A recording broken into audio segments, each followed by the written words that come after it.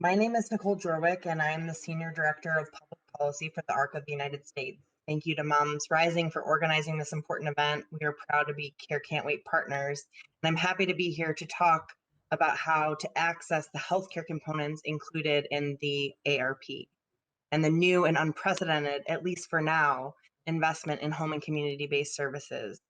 Services that are vitally important to people with disabilities, aging adults, their family caregivers, and direct care workers. The COVID pandemic has highlighted the urgent need for healthcare coverage for adults and children alike. As people all over the country lost access to their employer-sponsored health insurance, the need for expansion of access was clear. For people with disabilities and aging adults, in addition to traditional healthcare, there's a huge need for other supports called home and community-based services, or HCBS.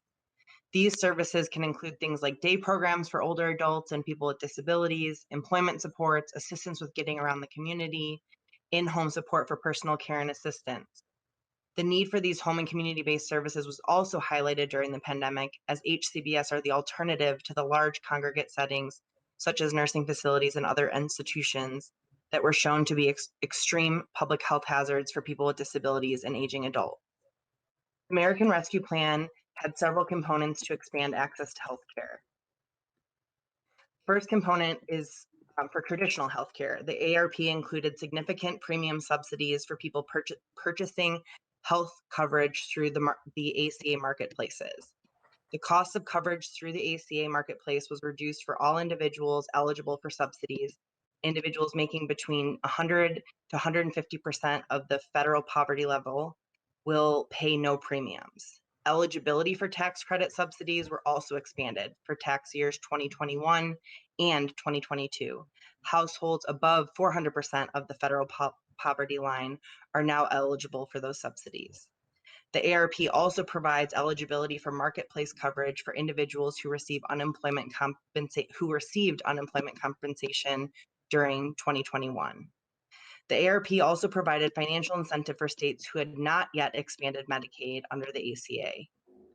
The ARP also provided a temporary incentive to those states to expand Medicaid of a 5% additional federal match or federal medical assistance percentage, or FMAP, to states to support that expansion. So an additional shot in the arm of federal funds to support states expanding access to Medicaid expansion. In order to learn more specifically about the ACA marketplaces, you can go to www.healthcare.gov, and you can go to the apply and enroll, and you can enter information about your state, other information about your income levels, and see what subsidies you qualify for. If you live in a state that has not expanded Medicaid, I also encourage you to work with state level advocates to bring in those additional federal dollars to your state. In addition to that traditional healthcare, there were also parts of the ARP that supports increased access to Medicaid, home and community-based services, or HCBS. The ARP included a significant federal investment in HCBS. Specifically, it included $12.7 billion for 1 year of funding to strengthen and expand access to home and community-based services. HCBS funding can be used to provide services to people currently on waiting lists, better pay for the direct care workforce, and to reopen programs, many of which have been closed for over a year. In order to learn more about the supports included in ARP for home and community-based services and how you can access them, if you have a family member who's a person with a disability or aging adult, make sure you know the home and community-based services that are available in your state, and you can go to www.medicaid.gov in order to learn more about the home and community-based services available.